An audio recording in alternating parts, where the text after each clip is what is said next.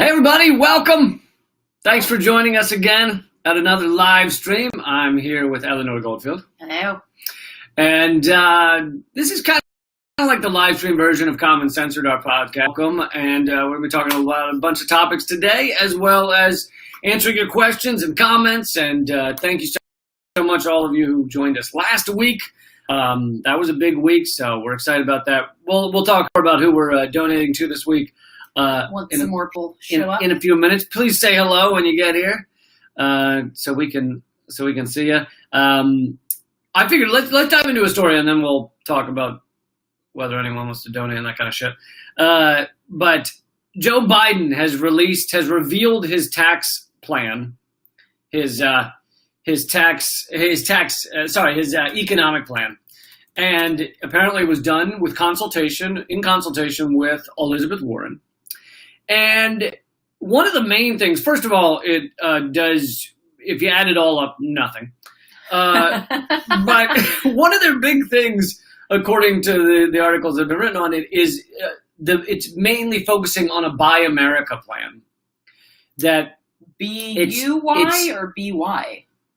Yeah, but the Bisexual America plan is what Joe Biden's calling it. Oh, that too. But I said B-Y, not B-I. Oh, goodbye, America. Okay. Right. Yeah, gotcha. No, never mind. Not B-Y-E. Wow. Your spelling is awful. B-Y-E is buy. B-Y is like, oh, it's Buy America. Like, we did this. And then B-U-Y is like buy. I know what the different words mean. But can you spell them? This is the 3D version of this. Oh, thank you for the donation, Wesley. I don't know why. Thank you. Maybe buy. This is getting the money to come in. It's like the hypnotic, Anyway, Biden called for the federal government to spend $400 billion over 4 years on materials and services made in the United States. You have to address how workers are fucking being treated, you asshole. You don't just say, hey, we're going to spend money on Buy America, but don't worry, you'll still be slaves and exploited as much as possible, but you'll have more jobs to be exploited at. You have to address the entirety. You don't just, hey, we're going to buy more American shit. That is not an answer. This is something interesting that came up when I was talking to coal miners in West Virginia. Was that they were talking about how parts of the South are definitely programmed for Trump. And if you want more information on why that is, please check out my film. Hardroadofhope.com. Hardroadofhope.com. But the thing is that, like, he said that, he'd be sitting around talking to friends and they'd be like, well, Trump says that we need to make stuff in America. And he's like, well, that's true. But why doesn't he also talk about how they need to be union jobs and how you need to pay workers more to make them and that people need free health care when they're working those jobs? Like, somehow that is never a part of the conversation when we're talking about shit needs to be made in America, which, of course, is just it's just a dog whistle because things don't. I mean, the idea that these politicians really give a flying fuck whether things are made in America. I mean, for fuck's sake, the MAGA hats are made in China. So it's like these people don't actually give a shit whether things are made in the U.S. It's just a dog whistle to share on a platform while you're campaigning. Well, and furthermore, aren't we learning in the middle of this pandemic that the way our system was set up is not good, that the system all falls apart when people stop buying lint brushes for the sweaters for their dogs. Like, when we stop just endlessly spending on all this random shit that it doesn't really have to do with like survival and true like real life things, then it all crumbles. It's like a system built on a spider web. And shouldn't that be some part of the discussion rather than just, no, I'm going to tell the federal government to buy a lot of American shit. That's the answer to us. Just buy a lot of American shit and then everybody will be happy because they'll be fucking drowning in jobs they hate at the Amazon warehouse. To me, it just does not sound like the answer. Thank you, Bob, so much for donating. For those of you on Facebook, in order to be part of the super chat and donate, if you'd like, it's you have to come over to youtube.com/moment of clarity. That's where you can be part of that. So let's take a pause for a second in the in Joe Biden's catastrophic plan and talk about what we're donating to this week. Last week, we donated to hardroadofhope.com. Eleanor's film, the money goes to help get it out to film festivals and things like that. And it was over $500. And thank you so much. We can't thank you enough. And I'm seeing that some folks are saying that the video is choppy. So last week the video wasn't choppy, and now it is again. Apparently, if you'd like to tweet at Restream, that's RESTREAM, and tell them that this is fucking annoying, and this has happened to us twice now, and our setup has literally not changed at all. And it's not our internet, because other streams are not affected. So, not really sure what the problem is, but we'll try to get to the bottom of it, or, I mean, hopefully they can get to the fucking bottom of it. But in the meantime, we will tell you where we're donating funds to. Again, if you're watching this on Facebook, in order to donate, you need to go to youtube.com/momentofclarity. And I'm typing that in the chat here, so you can see that. And the audio is apparently good, so that's, hooray for fucking small miracles. Thank you, Chris. But, thank you, Chris. So tonight, the funds are going to the Black Hills Legal Defense Fund, which is something that we discussed last week as well, because these were actions that took place in the July 4th weekend. But basically, what happened was on July 4th, there were several folks led by a lot of Indigenous folks, and it was led by Indigenous folks that blocked the path to Mount Rushmore. A lot of folks were arrested, and there are charges being brought. Because Trump was giving a large speech in front of Mount Rushmore. Mount Rushmore is, and here's the sad thing: is a nice sculpture is a nice sculpture. I don't hate art, but this was done. This was carved into the most sacred land the Lakota have, and it really is. I'm going to read something about that. Okay. Yes, you can donate in Canadian funds. We've had people donate in all kinds of different, what do you call it in English? Currencies. Thank you. Don't worry, I wasn't going to give you the answer in any other language. But I was. What do you call it in French? Oh, that's a good question. I really need to practice my French. It's slipping. This press release was released by the Indian Collective, which is who's hosting the Black Hills Legal Defense Fund, and they wrote that as it stands today, Mount Rushmore is a national symbol of white supremacy, active erasure of Indigenous people in our homelands, and the continued exploitation of BIPOC, that's Black, Indigenous, people of color, bodies for the, quote, American dream. And this area, the Black Hills, are known by the Lakota people as Paha Sapa, which is a sacred space for them. And so they have been very adamant for a long time, way before it became cool to topple statues.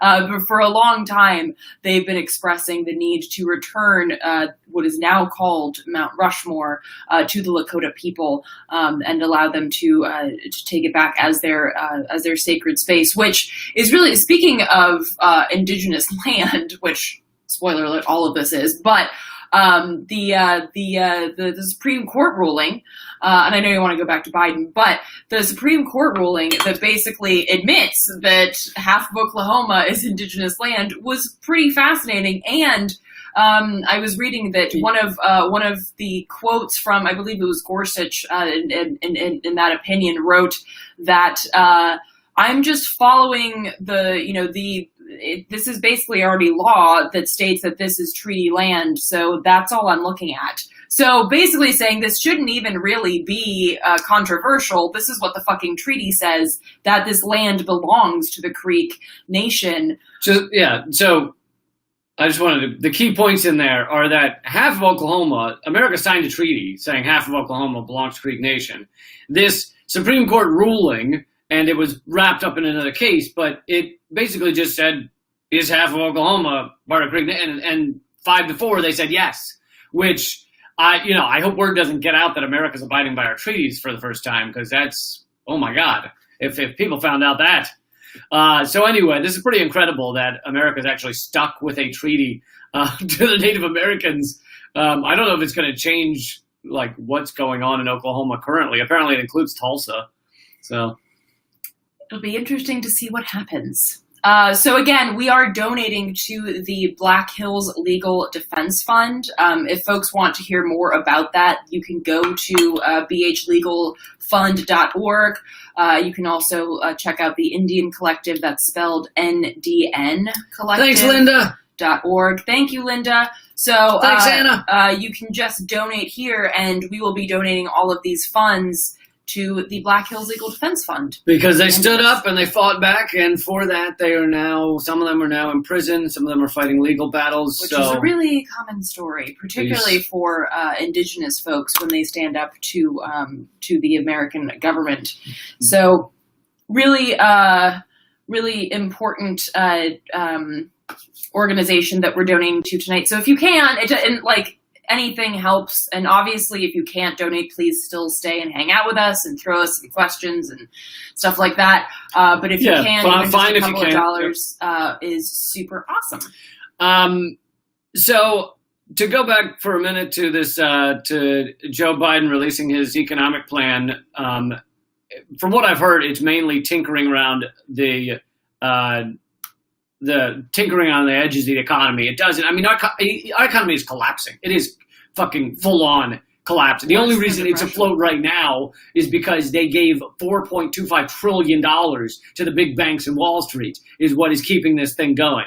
And there's a massive theft. It is the largest robbery maybe we've ever seen Which going is kind on. of like keeping someone alive by taking their heart, breaking open their chest, taking their heart in your hands and going, deep, deep, deep, deep. You're not actually, the body's not doing well. Right. Like, the body politic is fucked. It's not. There's just some creepy ass banker that's literally fondling your heart and going, Thanks, Stan.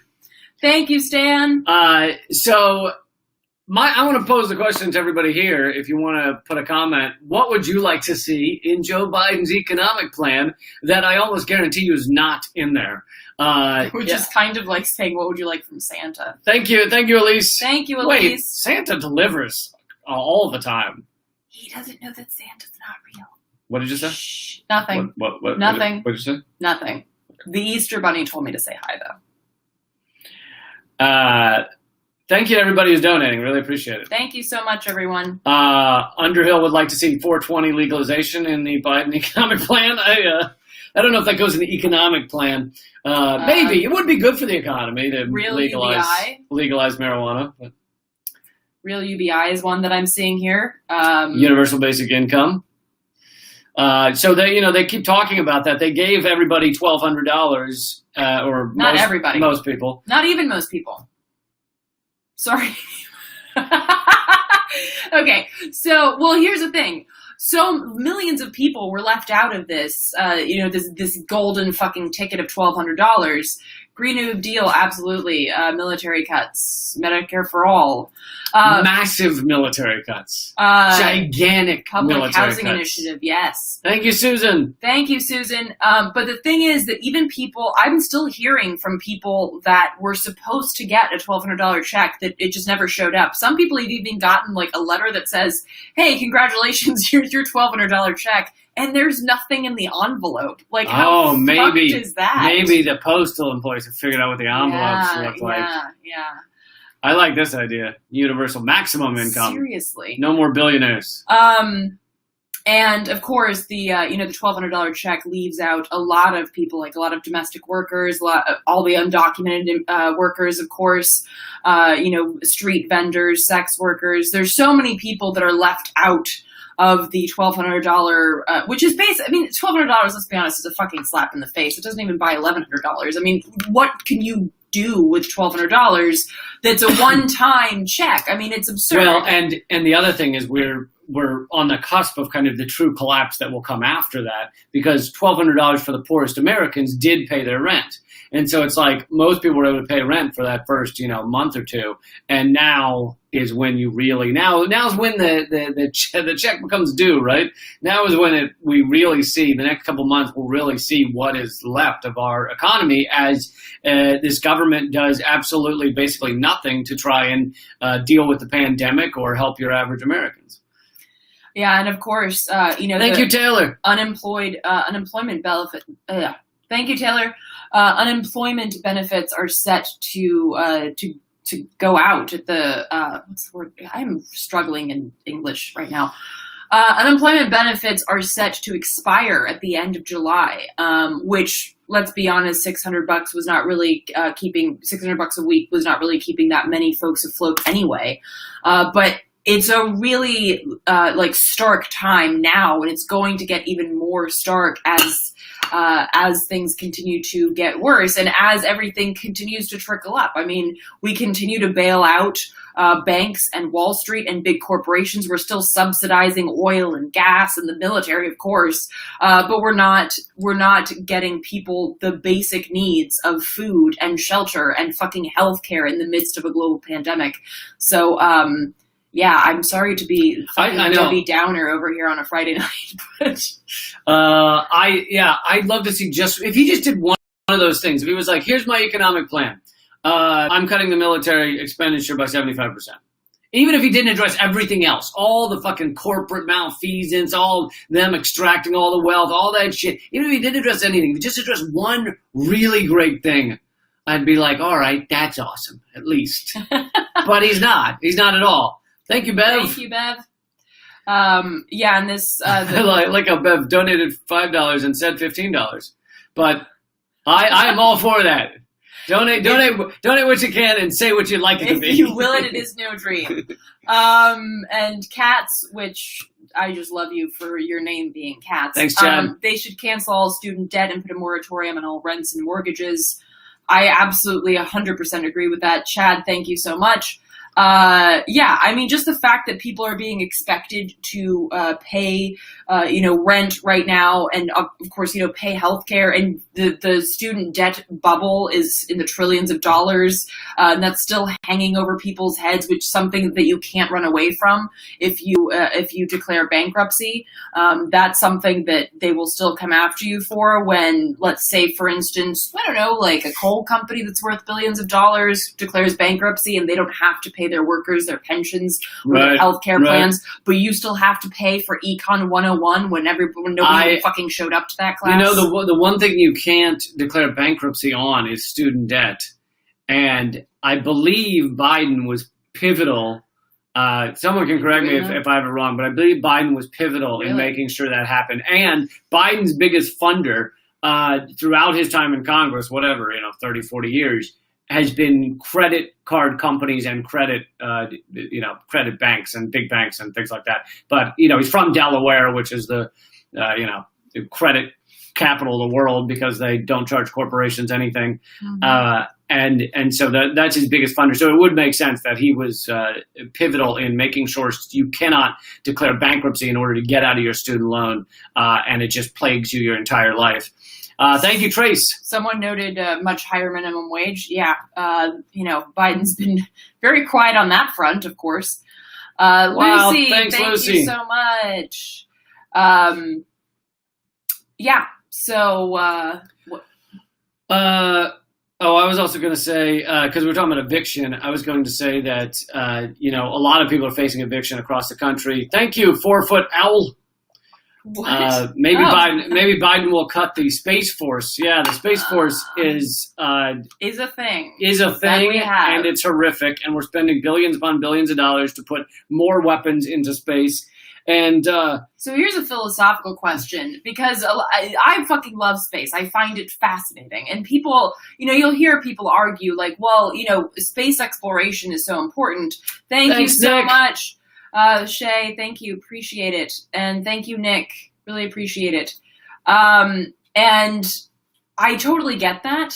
But there was a woman that I interviewed, I guess a year ago. I don't know. Time seems to have stretched and expanded and contracted in odd ways.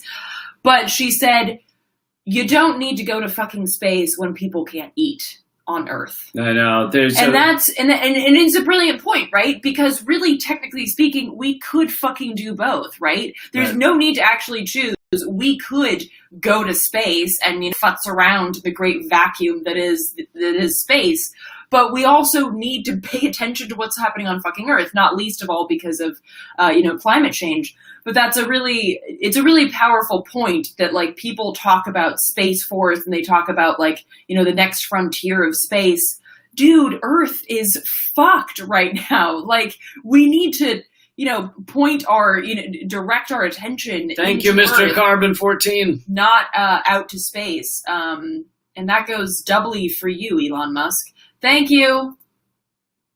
And he said, oh no, that's the other one. Thank you, Sam. $10 from Sam. Sammy. And Carla. Thank you, Carla. Okay, really quick, total tangent and a side note here. The last time... Tangent and a side note. Yes, wow. It's a tangential side note. The last time that Sam was joining us on the live stream here, I completely gave the wrong URL. It ended up apparently her website. Apparently, Sam, there's a carpenter named Sam Blanchard. In case you were curious, I'm going to translate what the fuck's going on here. Sam is an amazing singer. Last time we tried to give out her website and failed miserably. Sam's website, if you want to check out her awesome music. Wait, I don't know it yet. You better fucking get it right. Okay, I got it. I got it. Eleanor will time. put it in the comments. Okay, I got it. Thanks, Wesley. I got it now. So that's my tangential side note. Fucking amazing blues singer and fantastic. It's so needed right now. We really need some art right now. So back to what I was going to say about evictions real quick. A lot of people are facing evictions, and people are told in this country to that it's your own failure. It's your own fucking fault. Even in the middle of a pandemic, people are told it's your fault for not being able to pay your rent and, pull yourself up by your bootstraps. Even in the middle of this shitstorm, people are told that, and they feel that way. And I just want to say, although I can't fix your world for you or help you out, that it's not your fault. This is a system that exploited people to the level that they were at the cusp of not being able to pay their rent. We were on the cusp of a crisis. The people have been so extremely exploited that we were on the edge, and that's by design. And so when you can't pay your rent, I mean, housing in a rich country like this should be a human right. Everyone should have some sort of housing. Real quick, someone's asking about your podcast with Graham. Thanks, Volant. Jared is asking about... I know. Jared. Yes. I'm not going to do that the whole time this live stream, though. You were a big hit last time. Graham's podcast going to be on Stitcher. Yeah, we're working on getting on Stitcher. For those who are wondering, I am doing a new podcast called Government Secrets with Graham Elwood. And we've done 2 episodes so far. And real quick about the whole bootstrap thing. Thank you so much, Wesley. I'm sorry I'm late. And yes, Space Force is fucking terrifying.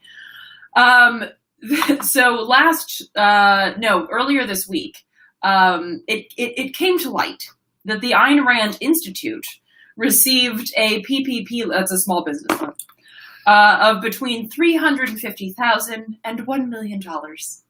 Now, if you're not familiar with Ayn Rand, she wrote like massive tomes that are longer than the fucking Bible about how collectivism is disgusting. And the only people who leech off of the government are these dregs of society that can't provide for themselves. And the only true independent human being is a capitalist and a proud individualist. And fuck the collective, fuck the community. We don't need taxes. We don't need the government to oversee our every maneuver. And then the Ayn Rand Institute is like, hey, can we have some... we need money. We're horribly short on cash.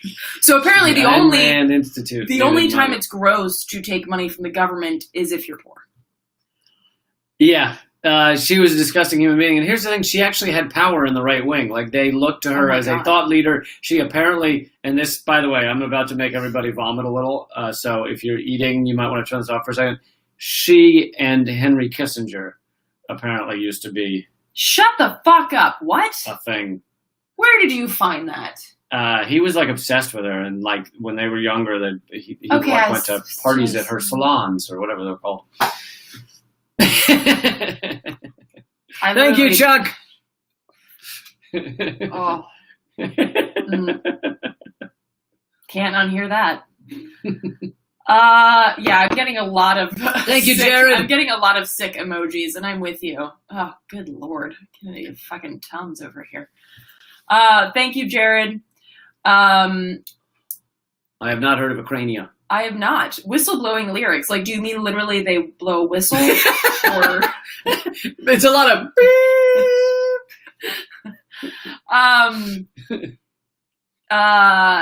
oh God, I'm still stuck there. Still stuck there. Still in the bad place.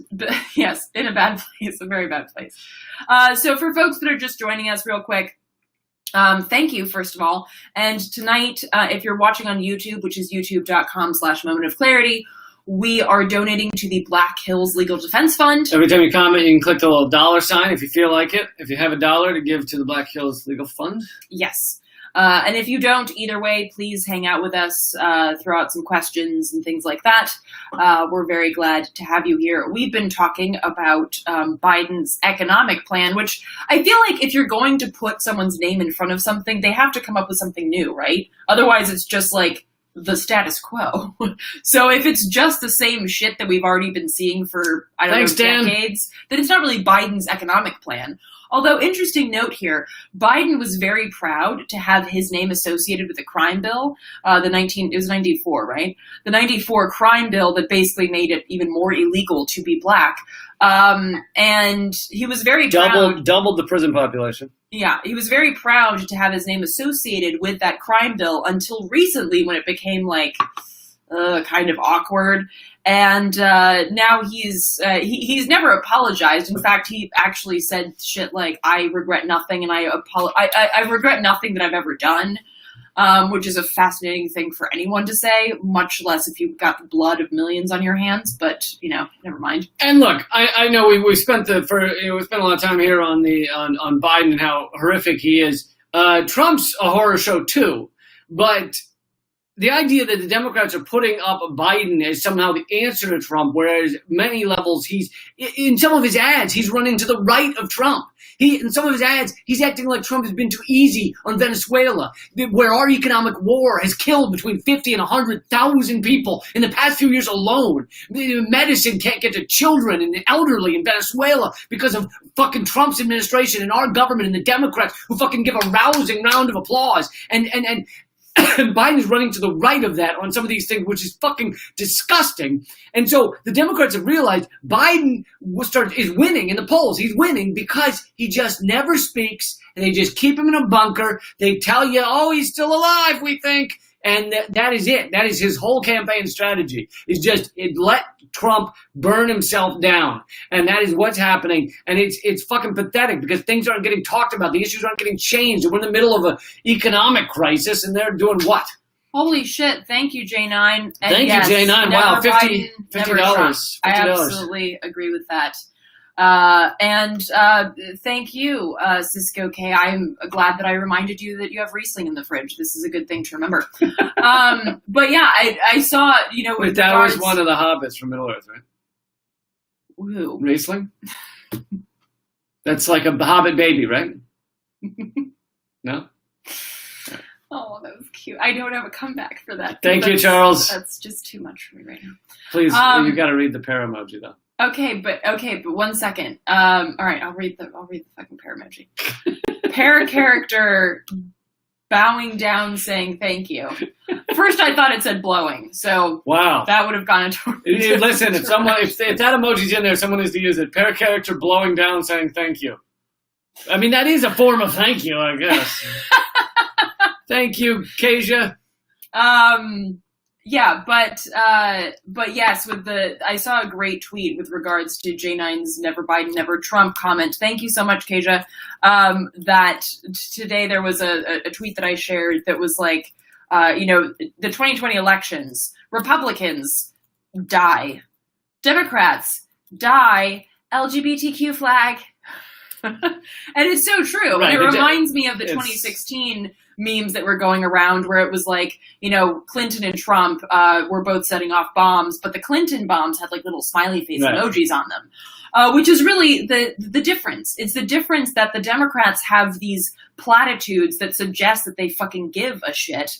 And the Republicans are just like, no, we don't. We hate everyone that's not a white dude. I'm sorry. I thought you were going to jump in. No, I was going to jump in, but we can move to another topic. And by the way, folks, if you have questions or whatever, feel free to throw them out. One topic I wanted to get into, or at least for a minute, I have a Moment of Clarity video coming out about this in a week or a few days, 3 days. But basically, big oil, the oil industry is collapsing on so many levels. It is a wonderful thing to watch. There's a new report out showing that the big oil companies, Exxon, Chevron, those of the BP, Shell, they're trying to make themselves look like they are financially stable, that they're doing okay during this pandemic, and they're doing it by going into debt and selling off assets so they can keep giving dividends. So they're basically trying to put up a smoke screen that says, oh, we're financially fine, but they're not fine. They're big oil's collapsing, and furthermore, these oil pipelines, they're pulling out of them. Dominion and Duke Energy just pulled out. Thank you. Steph. Dominion and Duke Energy just pulled out of the Atlantic Coast Pipeline, which is incredible. But it's also important to note that, like, the oil and gas industry has not been doing fine for quite some time. Of course, it's doing less fine now because everything is doing less fine. Right. But our government has been subsidizing oil and gas for decades, and really sidelining all kinds of renewables because they're like, well, we have to prop up oil and gas, duh. So that's the question. Thank you, is exactly what Baron Vaughn asked. Won't the taxpayers pick up the tab? So we do. We have been. Well, we have been, but so the question is, will we now bail out the oil industry, which would be bailing out the industry that is murdering us, that is destroying our futures? Like, how insane would that be? I mean, when they fucking come down and try and suss out where the fuck the humans went, I think there's your answer right there. Well, wow, they bailed out the company that was failing, that was murdering them. Well, incredible. Yeah, I mean, that's what we do. We subsidize the companies that kill us, that want to ensure that we don't have a livable future. So it's really horrific. And it's important to note that when we talk about like the fossil fuel subsidies, we're not just talking about fossil fuels, we're talking about plastics as well. And we're talking about weapons. Like all of these things are tied together. So it's not just like that one oil pipeline. These things, they're quite tight and tangled. So it's very important that we recognize that when we're talking about subsidies for Exxon, Exxon has a lot of stock, so to speak, in the plastics industry and in the weapons industry, and so really the subsidies that go to these companies, these corporations, kill us in a variety of ways. Not just the fact that plastic is raining down on us. We're literally ingesting a credit card worth of plastic every week. I choose to take my credit card all at once as one credit card. I just munch on it in the morning, and then I get ahead of the week. I get ahead, and I'm like, okay, I've had my week's worth of plastic, so I can move on with my day. Good. That's a good call. I prefer jelly or jam on my credit cards. Oh, nice. Yeah. I like the thick American Express cards. If you can find them, they're kind of hard to find, but I like the thicker crust there. So yeah, important to recognize how all of these things are connected and combined. And where was I going? You said weapons, plastics. We're ingesting plastics. We're breathing plastics. We are. We do subsidize them to the tune of trillions of dollars. The IMF found that it was like trillions of dollars given to big oil every year. And just because I'm seeing some comments in the threads that have started with like they're not wearing masks, therefore they must not believe in coronavirus. First of all, coronavirus is not like a god. You can't like believe or not believe in it. It's happening. They don't believe. I have put my faith in coronavirus. I mean, that's very true. You can't.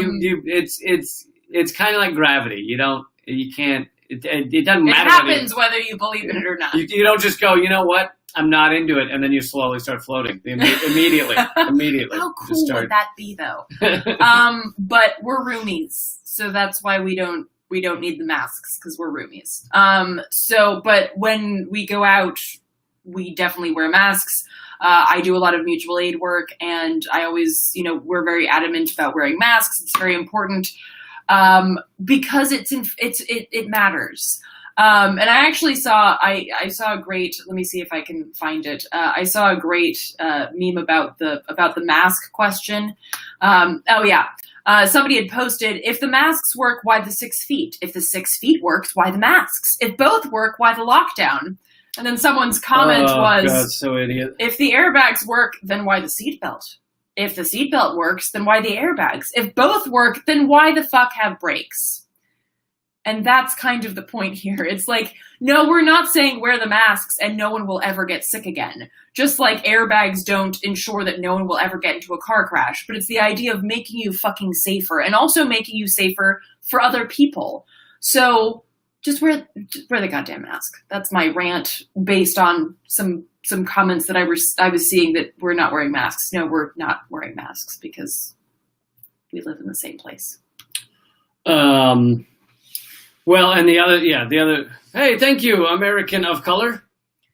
The other thing is that, the thing is that they're not, when you say work, so that dumb meme, if they work, as in they work 100%, no, you fucking idiot.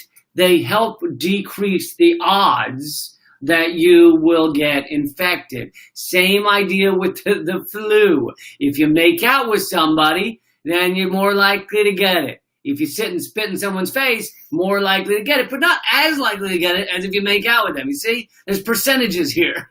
If you're a foot away, well, you're less likely to get it than if you were spitting in their face. Yeah, it's percentages. And I want to address this question by American of color who just posted this here, basically saying that we're all from Africa initially, and racism is a construct, basically. And this is something that I know that I've talked about it quite a bit. Yes, of course, racism is a construct. So is sexism. The idea that men are somehow inherently better than women is obviously a construct. But the problem is that entire systems, entire governments, of course, the government of the United States has been built upon these constructs, and therefore they are manifested in very real ways. It is a very real manifestation that women are treated poorer than men. It's a very real manifestation that people who are non-white are treated worse than white folks. So while it's a construct, it is still something that is built into our system. So that's why it's important to deal with it and to discuss it and talk about it so that we can get back, hopefully, that we can evolve to the point where it's like, yeah, this doesn't fucking matter. It's based on, it's based on where you live, in connection to the equator and shit. So actually, funny little tidbit here. Apparently the first people that were like really that populated what is now Scandinavia had black or dark brown skin and blue eyes, which is so fucking cool, because they came up from Africa, of course. Then there was kind of like a stopover in like Syria and Turkey, from what I understand, and then from there they continued to move north. And some people are like, "Why the fuck would you keep going north? It's fucking cold." And I'm like, "Exactly, that's much better." The cold is just always better. But yeah, it's like yes, in a sense, racism is a construct. For example, that's our choice to view someone by their skin color. We could also, if we could see their energy waves, we might view them differently. If we just viewed people on height, we could be like, yeah, all the over 6-footers should be in prison because they're evil. All the under 6-footers, those are the good people. Like, there are different ways you could view, like there could be tallism. There's different ways you could view people. But the reason saying, oh, racism is a construct, now let's just ignore it, is denying the impact it has on our society. You deny, by saying, oh, racism is just a construct, race is just a construct, never think about it again, you're denying that we live in a system where, guess what, the cops are still more likely to pull over and arrest a black person than a white person. Whether you run around saying race is a construct or not, They're doing that anyway. Like, these things, the systemic racism isn't going to change because you yourself run around saying it's construct. Yeah, and I think it's important to like, having these conversations is good, and teaching people that, like, the foundations where race started as not a thing and then it became a construct and then entire empires were founded on this concept. Of course, we should teach that. But again, we have to work and fight and build in the system that we are born into. Just want to take a moment to say that all proceeds from the donations, meaning every dollar that is not the percentage that YouTube takes, unfortunately, but that's how the system works. All the proceeds will be we are donating to the Black Hills Legal Defense Fund, and they are fighting right now because they stood up against, to block the roads to Mount Rushmore, an incredibly sacred land of the Lakota that has been shat all over by our, white dipshits that we decided to carve into their mountain.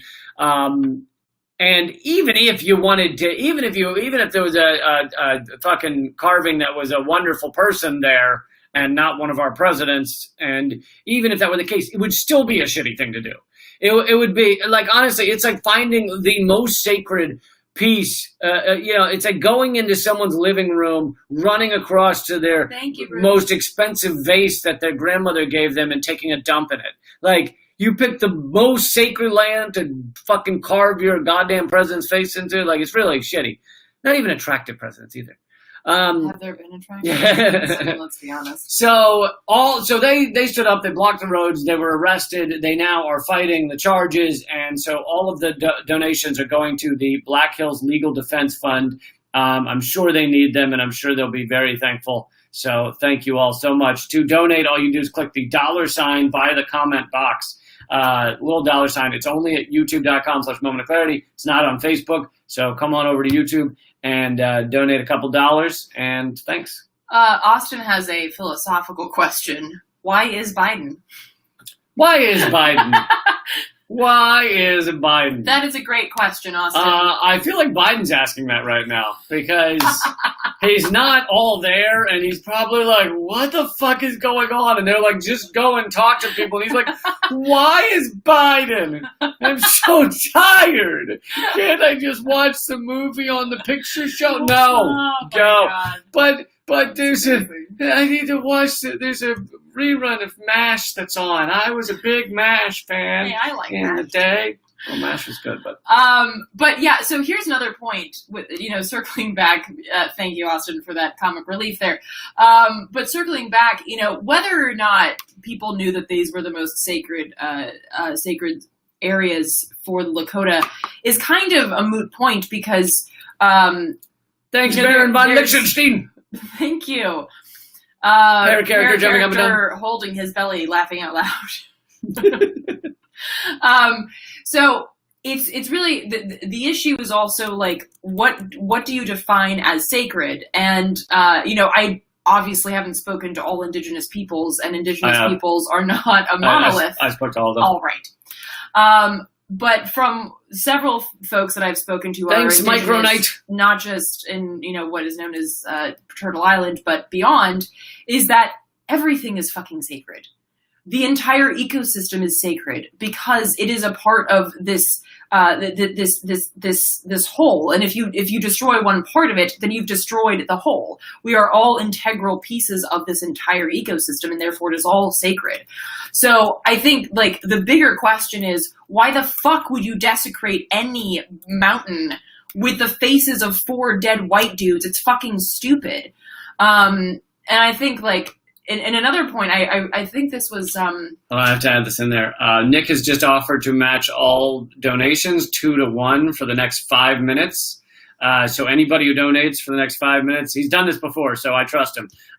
This is really cool of Nick to do this. Thank you, Nick. You're awesome. Any donations, he'll be matching.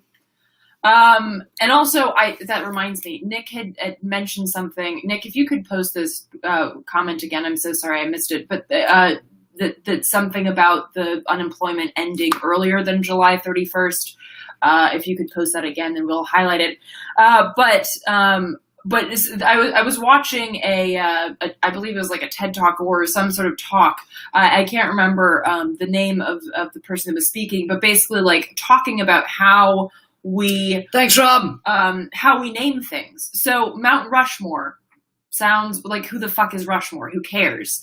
But also like comparing. Thanks, American of color. Comparing that to how Indigenous people name things, and how Indigenous people. Thanks, Christine. Like things being called, Grandfather Mountain or like Thunder Mountain, and things being named like to recognize the ecosystem or to recognize family, as opposed to naming it after just some random dude who people don't know and they don't feel a connection to, and how important that is. Thanks, Felicia. To recognizing our place in the ecosystem, as opposed to assuming that we are somehow above the ecosystem when clearly we're not. So, wow, thank you. Thanks, Sean. Shit popping off. Thank you. All of these donations, by the way, are going again to the Black Hills Legal Fund. And Nick has offered, wow, thanks, J9. And Nick has you. offered to match 2-to-1 any donations that come in the next, we probably have 3 minutes left. So pretty incredible of Nick to do that. Thank you so much, Nick. And thank you, everybody. Thanks, J9. It's only £4, but it's £4. So whatever you can give, if you can give anything, thanks, it's fucking Baron. awesome. So really, thank you so much. There was a comment. Thanks, Chuck. Wow, thanks, Frank. $20. This is what happens. I'm like trying to find a comment. Nope, it's gone. I lost it. Jordan from Status Quo posted a story around July 4th about Mexico closing its borders to the U.S. to protect against COVID. I guess this means they will pay for the wall. Yeah, they probably are trying to protect themselves against COVID, considering how terrible a job we've done. Dude. Thanks, Volante. Thanks, Jill Ann. Jill Ann. Thanks, Dragon Lady. Thanks, Bev. Thanks, Elise. Thank you. Wow, thank you, everybody. This is awesome. Oh, here it is. The extra $600 a week unemployment is ending on July 25th because the last week of July ends on August 1st and they can't pay a partial week. Oh, I didn't even know that. Wow. Yeah, if folks can, can speak to that. I have not heard of that, but I'm certainly not fucking surprised to hear that. That's disgusting. Thanks, Carla. And I spoke to a friend who oftentimes calls to, they're one of the few people that calls to lobby Congress on behalf of the people. And she said that she had talked to folks in congressional offices who didn't even know or have any update on whether there was any more work on a bill to address this problem, this impending doom that's happening at the end of July. It was all very, no, I think, members of Congress are, we're working on a variety of different issues and we're trying to get people help ASAP, immediately. No, it's this very laissez-faire sort of commentary. It doesn't happen much. Thanks, Dreamer does. Doesn't happen much, but I have to admit I was wrong. I accidentally said Kissinger. I meant Greenspan. Oh. And it's still disgusting. You shouldn't be satisfied by that. That's not okay. That wasn't a satisfied. That's not okay. And you made me see things in my head that I. Do you want to see this? This is equally horrible. But now I'm seeing two things in my head. Thank you, Juliet. I only need to see one of the disgusting things. Now I'm seeing two. Thank you, Sean, who needs spicy noodles. That'll help change your mind. Oh God. Yeah, Greenspan may be uglier. I agree. It doesn't matter, Lee. Now I've got the two things in my fucking brain. I just... I understand why people got lobotomized. Well, no one said we don't give you interesting mental images of this when you... Interesting? That's not interesting. It's like saying herpes is interesting. Oh, good Lord. Thank you so much. I don't know, Nick, I'm letting you time the 5 minutes. So if you want to declare the end of the 5-minute 2-to-1 matching, then that's up to you. But thanks again, everybody who's donating. Officially, I hate Sam. Kissinger sandwich. Nice. That's awful. Nice. That's awful. Nice. I never. Yeah, we really should change the subject because people are going to lose their dinners. Okay, we'll change the subject and talk about something. What do you guys want to talk about? What's been in the news that you'd like to hear talked about? Thank you, Lucy. 10 pounds. Thank you so much, Lucy. The funniest thing has been watching this Russia pays the Taliban story collapse for me. I think that's been hilarious. Thank you, American of Color. There's sorry. The New York Times did a story on page A19 last Friday. If you really want to bury something, you put it on A19 on a Friday. That's what New York Times did. And the article basically, if you actually read it like an adult and ignore the ways they're trying to couch it, it says that basically there's no proof, there's no evidence. This was a low credibility report, probably from someone being tortured. This is, like a Taliban that had been captured and was like, will you let me go if I fucking say something to you? Okay, Russians paid me. Like, anyway, it's all collapsed, but it did what it needed to do, which was make sure Trump would not withdraw any troops from Afghanistan or Germany, which he said he was going to do, and now he won't. So real quick, I want to, American of Color just responded back to what we spoke about earlier. Can't constructs be deconstructed? Of course, and they should be. But again, why can't we, the other part of it, why can't we report George Floyd as dark brown? So I think the important thing here is that George Floyd was killed because he is categorized as black. And that's an important thing to note, because if George Floyd had been talked about as if he were dark brown, he would still be alive today. So I think that we can talk about the things that we want to see happen, but we also have to accept that the current system that we're living in right now sees black as less than human. And that's what we have to deconstruct before we get to the underlying issue. It's kind of like layers that you gotta fucking dig through, right? So the first layer that we have to get through is, okay, why the fuck can't we see these systemically? Can't we see these people as human beings? And then at the bottom is this underlying construct that you're talking about, which is that racism inherently is fucking bullshit. So I think that is the important point to note with that issue. And yes, the Russia thing is fucking absurd. So here, and also that.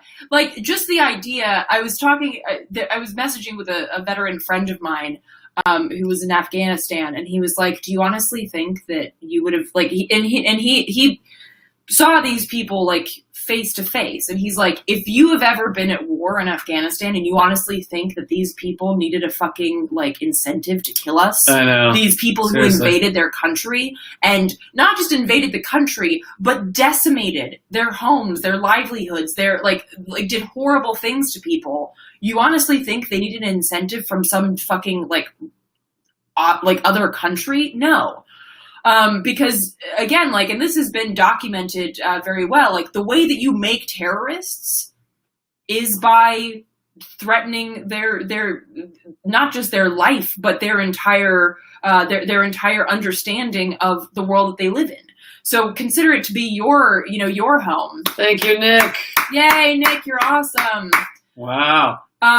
So consider if this were if the shoe were on the other foot, so to speak, and somebody were coming into your home and killing your family right in front of you, bombing your entire community, and these kind of things, would you not become an extremist against them? Or would you need some Russian to knock on the fucking door and be like, hey, look, I know you're a pacifist, but if I give you 20, will you kill these people? No! Fuck right. no. Right. It's absurd. So real quick, we're in the last 10 minutes here, but if we get another $50 of donations in the next 10 minutes, then we'll stay an extra 10. So up to you. We won't be offended either way, but if everybody chips in a few bucks, we could get there, and we'll stay an extra 10 minutes and hang out with all of y'all.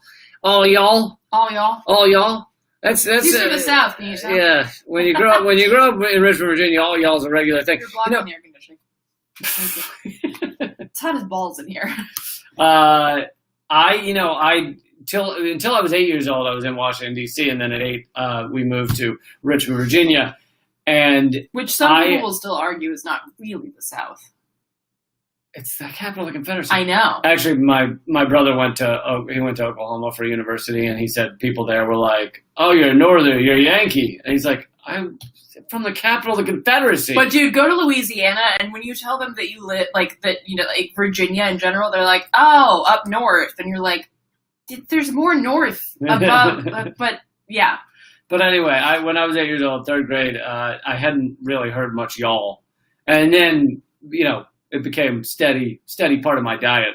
So now I still say all y'all sometimes. I will say this, because I partially grew up in North Carolina, and I did not have a great time at school there.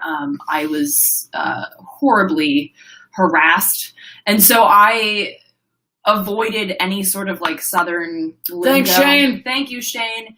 I avoided any sort of Southern lingo for a long time. Thanks, podcast by George.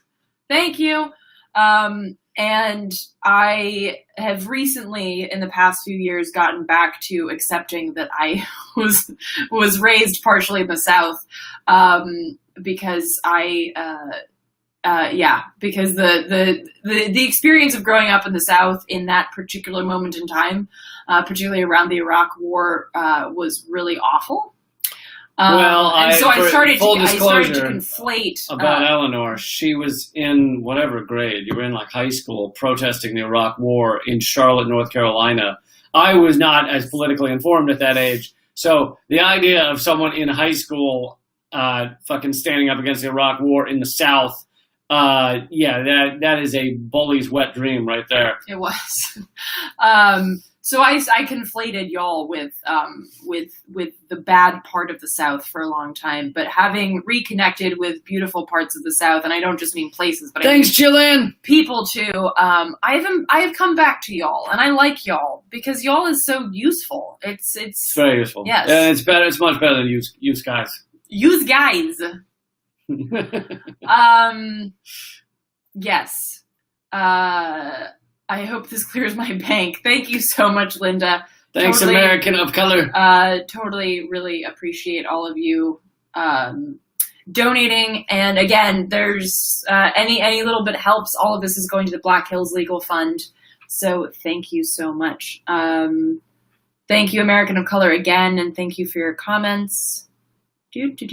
Oh, sorry. You were going to highlight something. Just her donation. Whose donation? American of color. Oh. Thank you. Thank you guys so much. You got a story you want to talk about? What's been on your radar?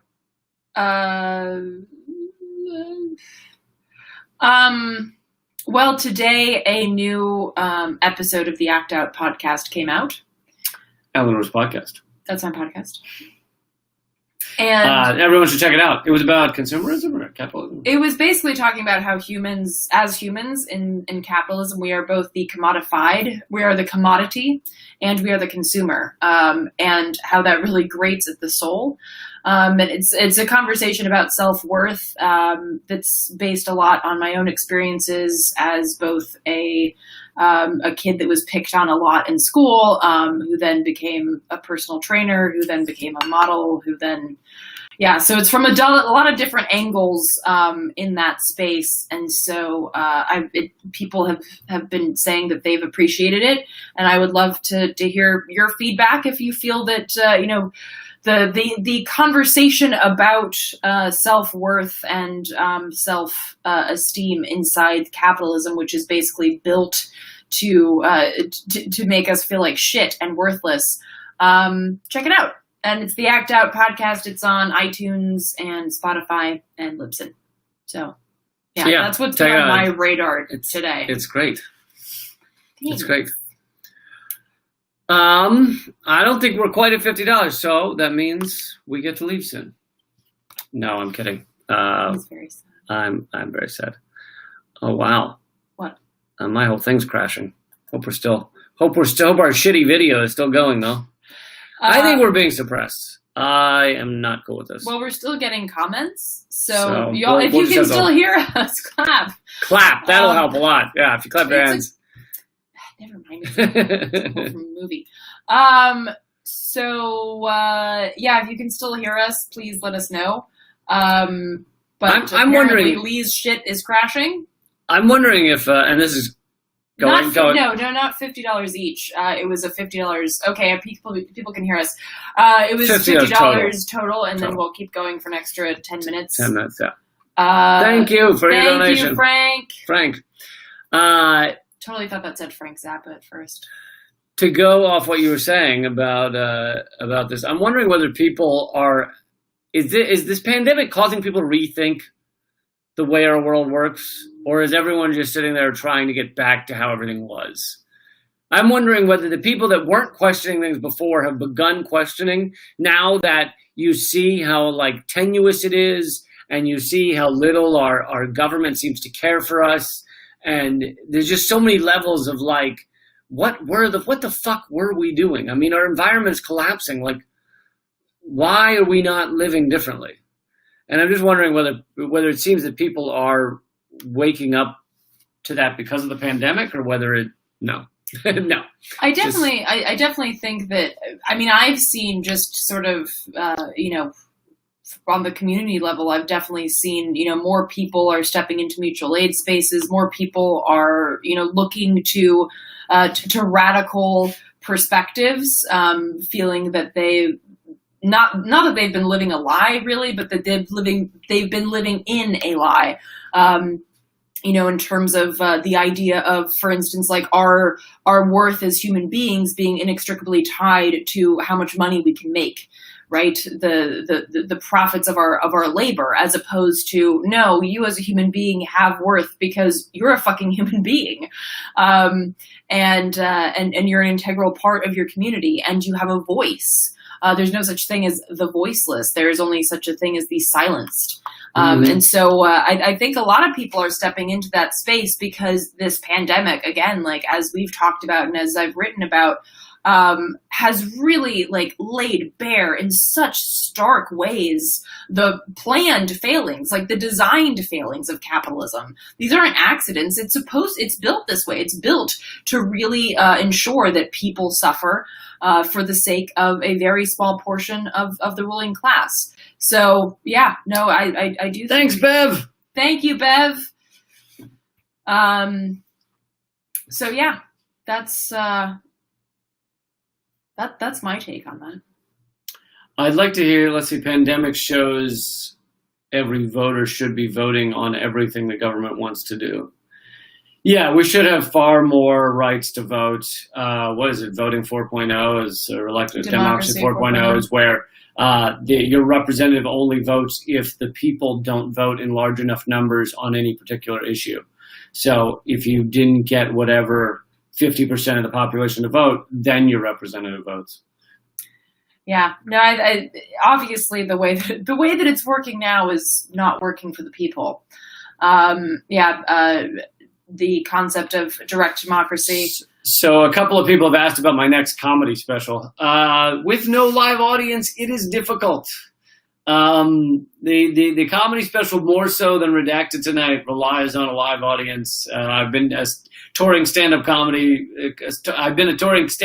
for 20 years, over 20 years, and I kind of need the live audience. So as long as we're locked down like this, my touring's not happening and my live audiences are not happening, and therefore there will be no stand-up comedy special. But luckily, with the TV show, I continue to get to do a show every week. So thank you, Nick. I continue. Thank you, Nick. Nick just got us over $50. I continue to at least get to put out Redacted Tonight. So I consider myself lucky. There are many comedians out there. Many of them were, friends of mine when I lived in New York City and was performing every night that have nothing to do.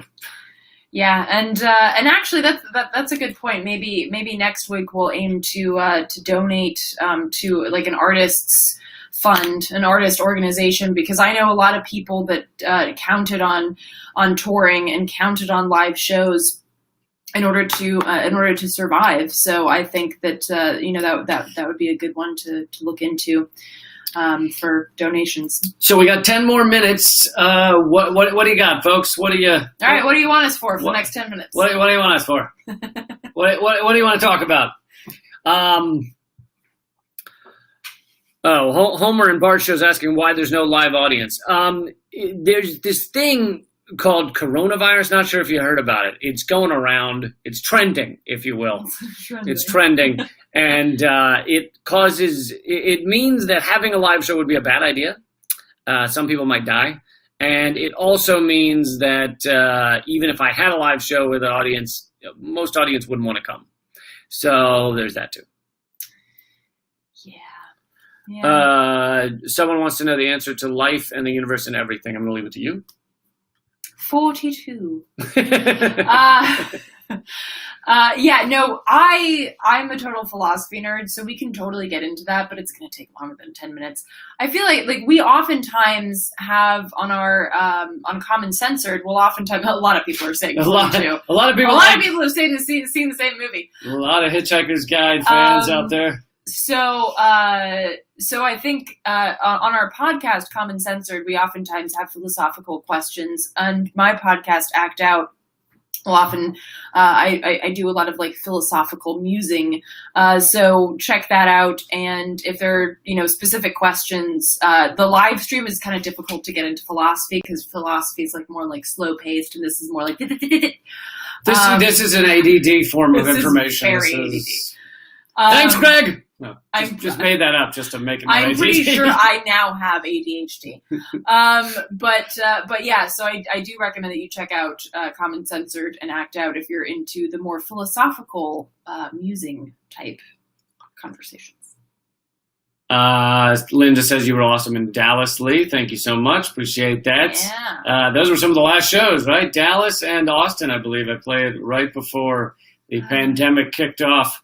So thank you guys for being at those. But as people asking when my next special is, many people still, despite the fact that it's doing very well, have not seen my last stand-up comedy special. Do it now. So, and actually there are 2 stand-up comedy specials on YouTube. So if you haven't seen both of them, then you got one waiting for you. One is Lee Camp American. LeeCampAmerican.com. The other one is called We Are Nothing. If you go to YouTube and type Lee Camp We Are Nothing, you'll find it.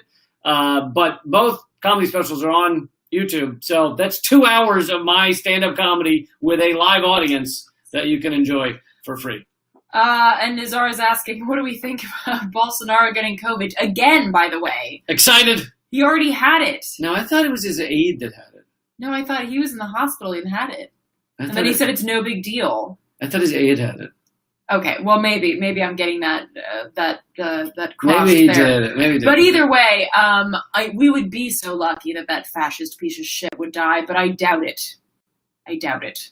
And Bolsonaro Brazil is awful. Brazil is doing horribly with regards to COVID. Meanwhile, the countries in Latin America that actually have things like healthcare, even despite the U.S.'s best efforts to keep it from it, places like Venezuela, of course, are doing a lot better. Odd.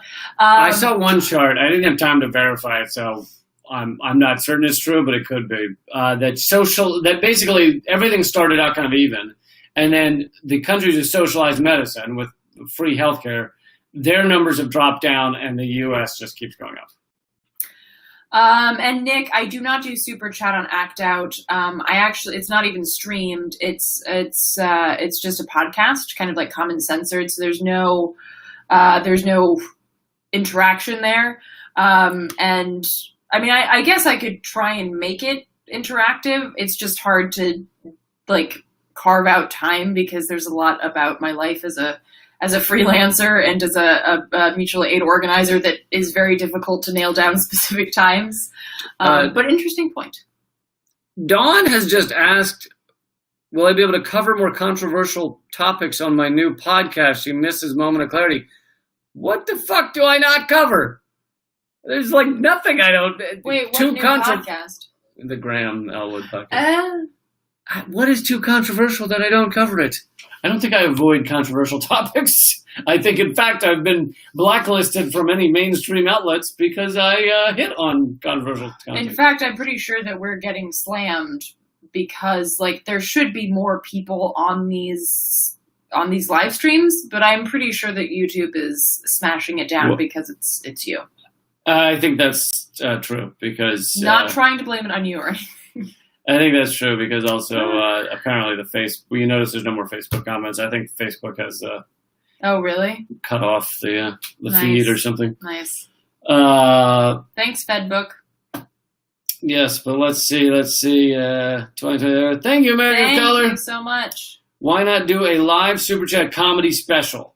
So I guess you're asking about doing like a Zoom comedy special or something, which I've seen some people doing these, but they seem pretty awful. It's not really. Well, and also, like, correct me if I'm wrong. People ask you about music shows on Oh God, it's Zoom. so weird. It's so It's masturbatory awkward, right? and creepy. But not like fun masturbatory, like creepy masturbatory. I think the problem is that, like, the idea of doing a show live, like, what I love about playing live is that you interact with the audience, not because they're chatting at you, because obviously that would be super annoying, but because you can feel the energy in the room. You can feel people's energy. You feel like the ground shake if they clap or if they stomp their feet. Right. But this is not something that you can get from a super chat. I mean, like, these conversations are really awesome with y'all, but they're not a live show. A live show is something that can't be digitalized, which is why you see, like, even, after the advent of movies, theater is still a thing. Even after the advent of, digital music and everything, like, concerts are still a thing because people want to feel the energy of being in that space with people. So until we have that again. And with comedy, you expect a feedback thing. And, I think Redacted Tonight is as close as I could do to a comedy show with no audience. Like, it is my comedy written by me, performed by me, topics that I've picked. And I think it's the best that I can get to. And I think the best, somewhat the best that's out there of a comedy show without a live audience. So I don't think I'd be doing anything better if I just called it a stand-up special and did a Zoom one. It'd be similar to Redacted Tonight. Right. Indeed. So we'll have to wait until that time again. We are wrapping up, but thank you all so much. I will let you know next week how much we donated to the Black Hills Legal Defense Fund. Very important cause, and thank you so much for donating. But thank you for joining us here and chatting with us. We love interacting with you and hanging out with you, and we will be doing it again next week. We're going to mostly stick with this time, 8:30s on Fridays after Redacted Tonight airs. But if we have to change it because of scheduling, we will try and let you know as best we can. The best way to find out is to join the email list by texting the word redacted to 33777. You can also join at leecamp.com. And all my stuff, my comedy special, everything, it's all at leecamp.com. Eleanor's stuff is at artkillingapathy.com. Check out her podcast, Act Out, and our podcast together, Common Censored. And then my new podcast with Graham Elwood called Government Secrets. And my film. Finally, thank you, last name, first name, for a final $10. And my film is up at hardroadofhope.com. Please check it out there. And we'll see you all next time. Keep fighting.